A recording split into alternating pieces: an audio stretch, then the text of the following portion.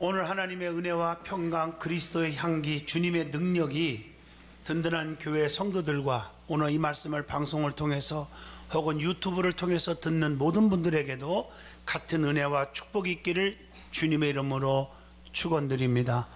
누가복음 13장 6절로 9절을 통해서 인내의 필요성과 기회라 하는 제목으로 은혜를 나누고자 합니다. 가는 세월 잡을 길이 없다는 말과 세월은 흐르는 물과 같다, 너무 빠르다, 세월은 번개와 같다, 이런 말들이 있는데 새삼 실감나는 요즘의 시대라고 생각합니다.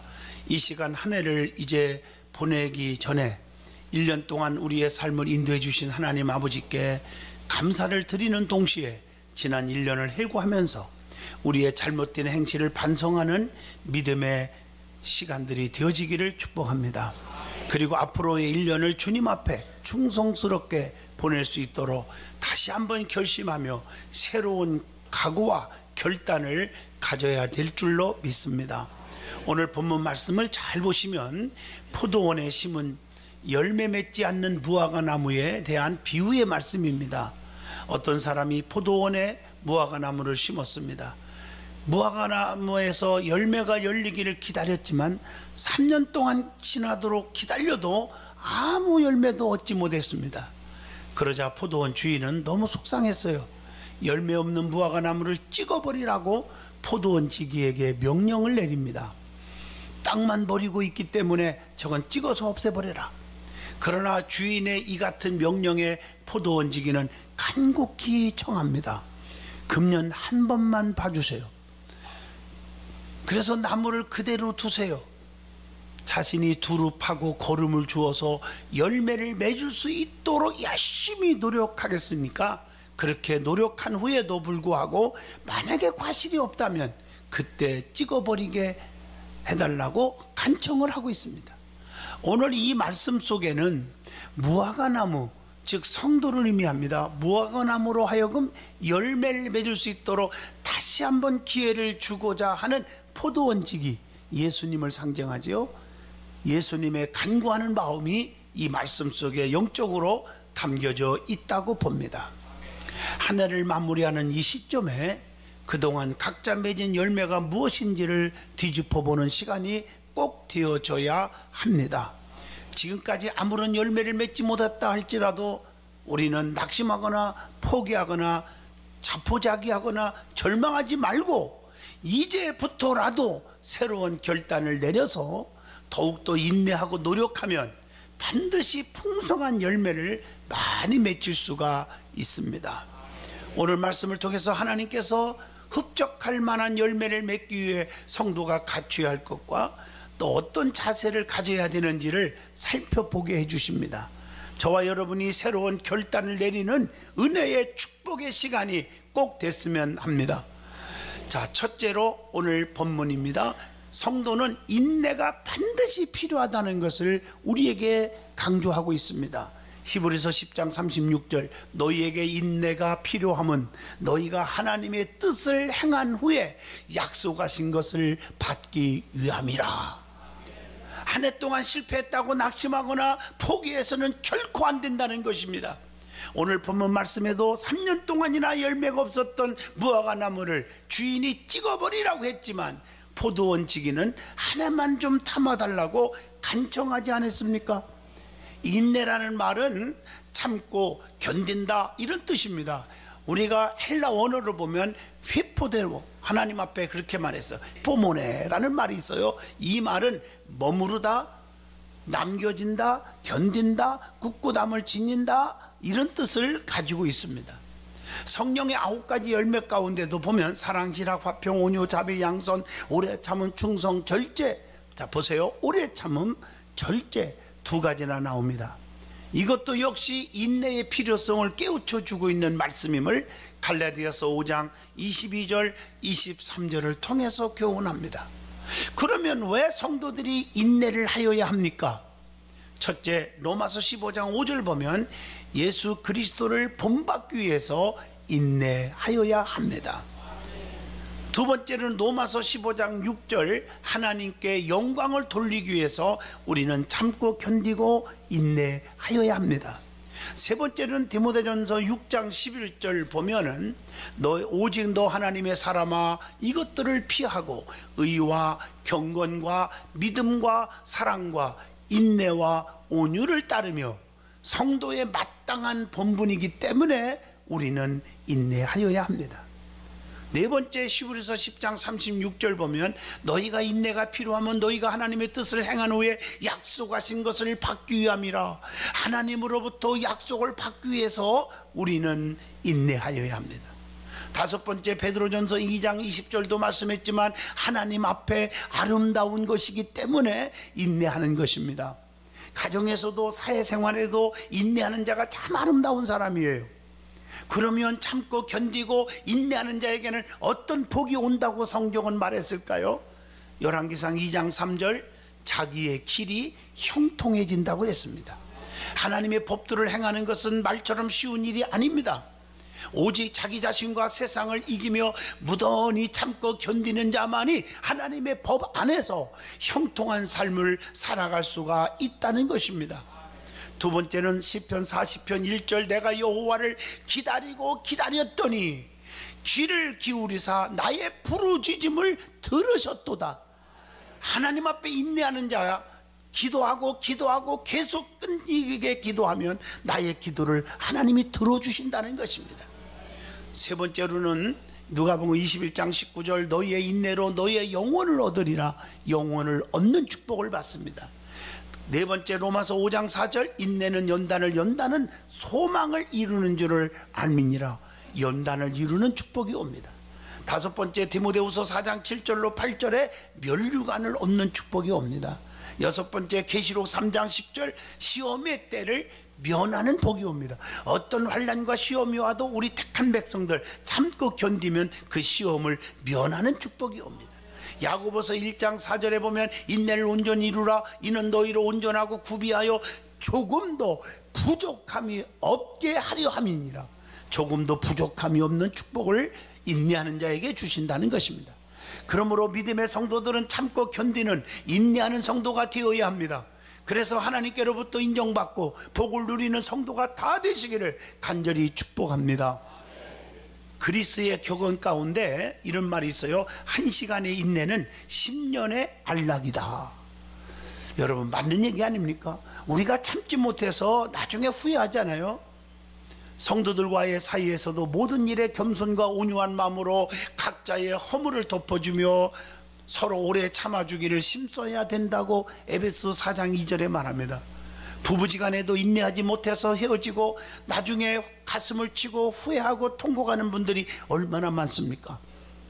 그러면 언제 어느 때에 인내하여야 합니까? 야고보서 5장 11절, 고난 중에 인내하라 그랬어요. 성경에 나오는 인물 중에 고난하면 떠오르는 인물이 있지. 대표적인 인물, 욥이라는 사람입니다. 욥은 성경에 기록된 대로 하나님께서 인정하신 온전하고 정직한 사람이었음을 욥기서 1장 1절이나 8절에 기록되어 있습니다. 그러나 그런 그에게 가혹한 시험과 환난이 닥쳐옵니다. 그 많던 재산, 부자였습니다. 동방에서 제일 큰 자라고 욥기서 1장에 기록되어 있잖아요. 그런 재산을 순식간에 다 잃어버렸어요. 10명의 자녀가 두었는데 하루아침에 다 죽어버렸어요. 욥기서 1장 13절로 19절입니다. 얼마나 고통스럽겠어요. 그러나 욥은 누구보다도 깊은 신앙심을 가지고 있었습니다. 그는 주신 자도 여호와시고 거둬가신 자도 여호와시라고 고백하면서 하나님을 원망하지 않았고 오히려 하나님의 이름을 찬송했다고 욥기서 1장 21절과 22절에 말씀합니다. 욥은 두 번째 시험에서 건강을 잃었어요. 얼마나 고통스러우면 기와장을 깨서 온몸을 팍팍 긁었다고 나오겠습니까? 이런 건강을 잃었을 때도 하나님을 원망하지 않았다고 욥기서 2장 7절에 말합니다. 욥은 아내에게도 위로받지 못했습니다. 가장 사랑했던 아내가 위로하기는커녕 오히려 하나님을 욕하고 자살해 죽으라고 극심한 고통과 절망의 표현을 했어요. 그런 소리를 들었지만 욥은 자기의 입술로 범죄하지 않았다고 욥기서 2장 9절로 10절에 말씀합니다. 그리고 끝까지 인내로 이긴 결과 어떻게 됐습니까? 욥은 욥기서 42장 12절로 13절에 갑절의 축복을 받은 줄로 믿습니다. 우리들도 욥처럼 어떠한 시험이 환난이 닥쳐온다 할지라도 하나님을 저버리지 않는 믿음의 사람이 되시기를 바랍니다. 끝까지 신앙을 지킬 때 놀라우신 하나님의 복을 누리고 살 수가 있는 것입니다. 예수 그리스도께서 우리의 심령 속에 충만히 임재하고 계시기만 하면 우리는 어떤 환난도 시험도 고통도 다 이길 수가 있습니다. 그러므로 어떤 환난과 핍박이 찾아온다 할지라도 우리 주님을 꼭 붙잡으세요. 그리고 견디며 끝까지 이기시기를 바랍니다. 찬송가 336장 참 제가 좋아합니다. 환난과 핍박 중에도 성도는 신앙 자빠졌네가 아니라 지켰네 그랬어요. 이 신앙 생각할 때에 기쁨이 충만하도다. 성도의 신앙 따라서 죽도록 충성하겠네. 얼마나 가사가 멋집니까? 그리고 실패 속에서도 인내하시기를 바랍니다. 시편 37편 7절의 말씀입니다. 사람이라면 누구나 성공적인 삶을 지향하며 살아가겠죠. 그걸 원하겠죠. 그렇기 때문에 실패를 경험하면 감당하기 어려운 고통이 옵니다. 패배의식에 사로잡혀요. 좌절감에 사로잡히게 되는 겁니다. 그러나 성도는 모든 것을 하나님의 뜻과 하나님의 깊은 섭리를 알고 그 섭리에 맡기고 항상 인내하여야 합니다. 세상 어느 것 하나라도 하나님 아버지의 허락 없이는 되어진 일이 없다는 사실을 깨달아야 돼요. 마태복음 10장 29절의 말씀입니다. 세 번째, 봉사하는 중에도 인내해야 합니다. 교회 안에서 하나님께 봉사하는 것은 매우 중요하지요. 그러나 봉사를 열심히 하면 할수록 주변 사람으로부터 시기 질투 받아요. 비난도 받아요. 또 그리고 질타도 받게 됩니다. 그러나 봉사를 열심히 하면 할수록 그런 비판도 받고 고난이 오지만 그럼에도 불구하고 봉사는 사람에게 하는 것이 아닙니다. 하나님께 하는 것이기 때문에 절대로 시험 들거나 낙심하지 않기를 바랍니다. 인내하며 끝까지 충성할 수 있기를 바랍니다. 여러분, 성경의 창세기 29장을 잘 보시면 야곱이라는 사람 얘기가 나옵니다. 애삼촌 라반에게 열심히 봉사한 내용이 나옵니다. 이 봉사는 사랑하는 여인, 결혼하고 싶어서 그의 딸 라헬을 얻기 위해서 열심히 봉사합니다. 성경을 보면 창세기 29장 20절 참 우리가 새겨야 할 말이 있어요. 7년을 수일같이 여겼더라. 얼마나 소망 있고 얼마나 행복하게 기쁨으로 했으면 7년을 수일같이 했더라. 어떤 사람은 7년을 천년같이 지겹게 살았더라. 이건 심각한 문제덩어리 아니겠습니까? 그런데 오늘 야곱은 7년을 수일같이 일했다 그랬어요. 오늘 이런 봉사가 있기를 바랍니다. 기쁨으로 하면 너무 좋잖아요. 약속한 7년이 지났지만 예삼촌 라반에게 속았어요. 야곱은 라헬이 아닌 언니 레아를 얻게 되었어요. 그 후에 야곱은 라헬을 얻는 조건으로 다시 7년을 더 일하라니까 아주 일을 합니다. 창세기 29장 30절의 말씀입니다. 우리가 봉사의 생활을 하는 모습도 야곱과 같은 마음을 가지고 있으면 시험 들지 않아요. 아무런 문제가 없습니다. 야곱이 라헬을 사랑했듯이 성도가 주님을 사랑하고 하늘의 상급을 소망하고 봉사한다면 7년이 아니라 평생을 기쁨 속에 하루같이 봉사할 수 있을 줄로 믿습니다. 오늘 많은 사람들은 권태라는 말, 지루함, 그래서 오래 같이 이렇게 뭘 못하는 분이 있어요. 사업도 이거 하다가 그냥 때려치우고 또 바꾸고 하여튼 30-40번 바꾸는 분도 있고요. 부부지간에도 권태가 너무 많이 느끼는 거 아주 심각한 집안이 됩니다.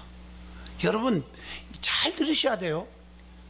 천년을 하루같이 변함없이 끝까지 더 사랑할수록 깊어지는 은혜 충만하기를 바랍니다.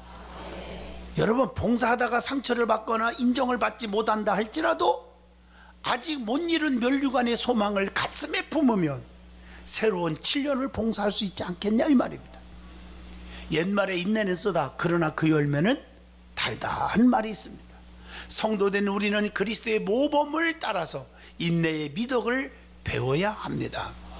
꾸준히 참고 견디는 끈기로 시종일관한 봉사의 삶을 사시기를 바랍니다. 두 번째 주는 교훈입니다. 성도는 하나님이 기회를 주실 때 그 기회를 놓치면 안 돼요. 최선을 다해야 합니다. 오늘 본문의 내용을 함축하면 기회를 한 번만 더 주세요. 3년 동안 열매가 없다고 찍어버리면 안 됩니다. 한 번만 더 주세요. 그 기회를 놓치고 만약에 열매를 그래도 못 맺는다면 찍어버리겠나이다, 이런 말이 나옵니다. 인생에 있어서 기회는 아주 중요합니다. 성경을 보면 기회를 놓쳐서 후회하는 일들이 벌어질 때가 얼마나 많습니까? 예수님께서 제자들에게도 기회를 줬잖아요. 기도하라고, 깨어있으라고. 누가복음 22장 46절. 잠을 잤어요. 그래서 그것 때문에 예수님을 배신하는 과오를 범하게 되었지 않았습니까?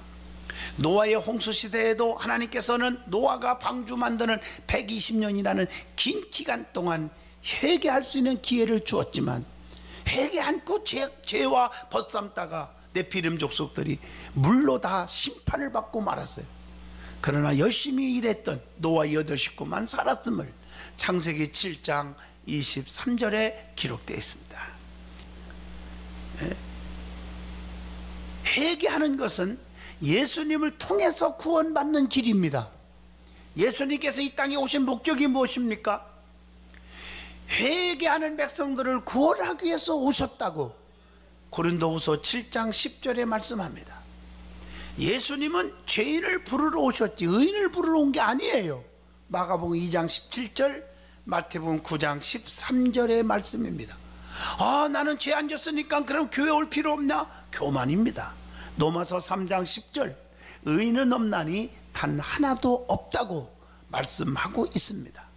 지난 1년을 돌이켜보면 하나님 앞에 회개할 것들이 너무나 많은 것을 우리는 아셔야 합니다.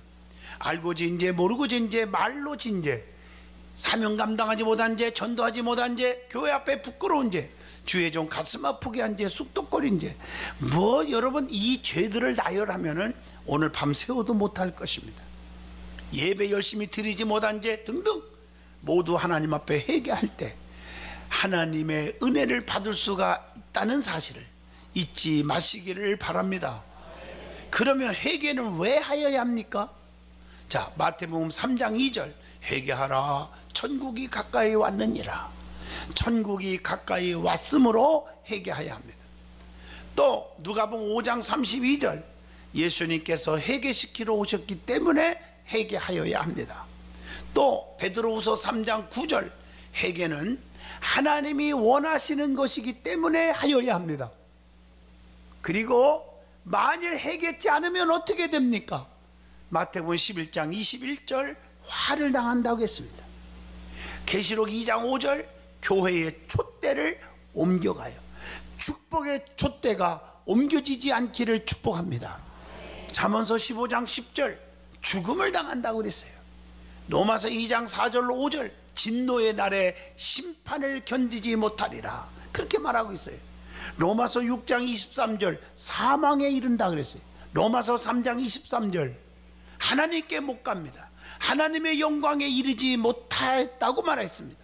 그러므로 성도는 사도 바울의 고백처럼 나는 날마다 범죄했노라, 나는 날마다 죽노라, 그런 자세로 살아가십시오. 고린도전서 15장 31절의 말씀입니다. 원래 회개라고 하는 말은요, 방향 전환하는 거예요.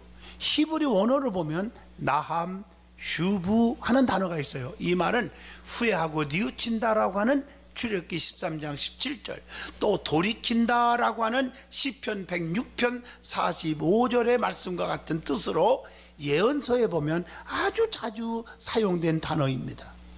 헬라 성경을 보면 특히 신약 성경에 메타노니아라고 하는 단어가 있습니다. 이 말은 마음을 새롭게 한다, 회심, 지난 날을 되돌아보아 자신의 잘못을 깨닫고 뉘우친다는 뜻으로 해석을 합니다.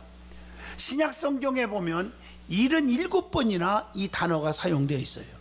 전인격적, 전생활적인 전환, 직접적인 해결을 촉구하고 있는 말씀들이 뭐 고린도후서 22장 21절, 계시록 9장 21절, 계시록 16장 11절, 마가복음 1장 15절, 누가복음 13장 3절이나 누가복음 13장 5절, 사도행전 2장 38절, 여러 구절에서 찾아볼 수가 있습니다.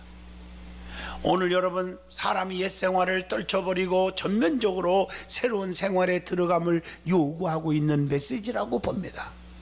그러면 회개하면 어떻게 됩니까? 라고 질문하면 성경에 나옵니다. 욥기서 22장 23절, 다시 흥하게 되는 축복이 옵니다.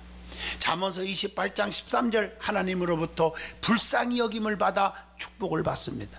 에스겔 18장 28절, 다시 사는 축복이 옵니다. 누가복음 15장 7절, 하나님이 너무너무 기뻐하십니다.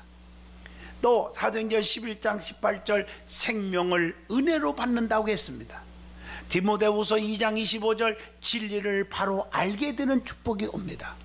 사도행전 3장 19절 보면 유쾌한 날이 주님 앞에 있다고 분명히 말씀하고 계십니다. 고린도후서 7장 10절 보면 구원에 이르는 축복이 온다. 그러면 오늘 말씀을 잘 보시면서 본문 8절로 9절의 말씀은 열매 맺을 수 있는 기회를 놓치지 말아야 된다고 하는 교훈입니다. 여기서 말씀하는 몇 가지 교훈이 있습니다. 본문 7절에 보면 주인이 열매를 구했습니다. 주인은 열매 맺기를 간절히 원했단 말이에요. 이 말씀은 이스라엘에 대한 하나님의 기대가 컸지만 이스라엘 민족이 그 기대에 부응하지 못했다고 하는 영적인 의미도 되어 있습니다. 우리 하나님은 인간이 감당하지 못할 것을 요구하시는 분이 결코 아니라는 것입니다. 인간의 고집과 회개하지 않는 마음은 하나님의 진노를 초래할 수밖에 없는 것입니다. 오늘날도 주님께서는 우리에게 열매를 지금도 원하시고 계십니다. 열매가 없었을 때 실망했고 찍어버리라고 오늘 본문 7절에 말합니다. 참고 견디지만 그래도 1년 동안 기회를 줬는데도 불구하고 열매가 없다면 찍어버리라고 했습니다. 열매 맺지 않는 나무는 찍어 불에 던지는 마태복음 7장 19절의 말씀을 기억하십시오. 누가복음 3장 9절 보면 이미 도끼가 나무 뿌리에 놓였으니 좋은 열매 맺지 아니하는 나무마다 찍혀서 불에 던지리라. 얼마나 무서운 말씀인지 모릅니다. 그래서 갈라디아서 5장 22절 23절처럼 진정으로 성령 받은 사람은 열매를 보면 압니다. 여러분들이 성령 충만, 예수님 충만, 하나님 믿는 믿음이 충만한다면은 사랑, 실학, 화평, 온유, 자비, 양선, 오래 참음, 충성, 절제의 열매가 주렁주렁 맺히기를 축복합니다. 열매 없는 나무는 땅만 버린다고 구중했습니다. 열매 없는 무화과 나무는 열매는 없으면서 수분만 흡수함으로 땅만 버리게 되어 다른 나무까지 열매를 맺지 못하게 된다는 얘기예요. 나도 열매 못 맺게 하고 다른 나무도 열매를 못 맺게 방해하는 자가 되지 않기를 축복합니다. 열매는 맺지 못하면서 교회와 성도들에게 영적으로 피해만 주는 성도가 되면 절대로 안 됩니다. 기회를 얻었습니다. 기회. 오늘 본문 9절 보면요, 그런 말씀이 있죠. 이후에 만일 열매가 열면 좋지만 기회를 줬는데도 열매가 없다고 그러면 찍어버리소서 하였다 하시니라. 기회를 얻었어요. 여러분, 포도 얹기가 주인에게 간청한 내용을 통해서 깨우칠 수 있는 교훈이 있습니다. 백성들의 심판을 유보시키는 중보자의 기도를 우리에게 주고 있습니다. 출애굽기 34장 9절입니다. 예수님도 용서를 위한 기도하셨죠? 누가복음 23장 34절, 로마서 8장 34절입니다. 기회가 왔을 때 최선을 다해야 됩니다. 오늘 8절의 말씀이 그겁니다. 두릅하고 거름을 주고 최선을 다하는 거예요. 열심히 일하여서 열매를 맺게 하겠다고 하는 말씀입니다. 노력 없이 열매가 맺어지는 게 아니지 않습니까? 결론적으로 말씀을 드립니다. 사랑하는 성도 여러분, 다시 한번 기회를 잡읍시다. 그리고 최선을 이제라도 다하시기를 바랍니다. 그러면 열매 맺지 못하여 찍어버리는 멸망이 없을 것입니다. 하늘의 상급을 받는 축복을 누리게 될 것임을 마태복음 25장 21절 말씀을 통해서 합니다. 잘하였도다 착하고 충성된 종아, 네가 적은 일에 충성하였음에 내가 많은 것을 네게 맡기리니 네 주인의 즐거움에 참여할지어다. 어떤 환난과 풍파가 닥쳐온다 할지라도 좌절하거나 포기하거나 낙심하지 말고 내가 섬기는 우리 교회의 포지션을 지키고 하나님이 그 얼굴로 여러분에게 비추사 은혜 베푸시기를 원하십니다. 그 얼굴을 여러분에게 향하여 드사 평강 주시기를 원하십니다. 엄청난 섭리와 복이 여러분의 삶에 충만히 임할 줄로 믿습니다. 오늘 성경 민수기 6장 24절로 26절의 축복이 여러분에게 꼭 임하기를 바랍니다. 한 해 동안 함께 하신 하나님께 철저한 회개와 감사의 기도를 드림으로 다가오는 2018년도 한 해에는 풍성한 결실을 많이 맺는 성도가 되시기를 진심으로 주의 이름으로 축원을 드립니다. 기회를 놓쳐서 가슴 치는 일이 없기를 바랍니다. 새롭게 결단하면 이제라도 주님이 역사하시면 내 오라비가 살 줄로 믿나이다. 오늘 마르다와 마리아의 고백이 여러분의 고백이 될 수 있기를 축복합니다.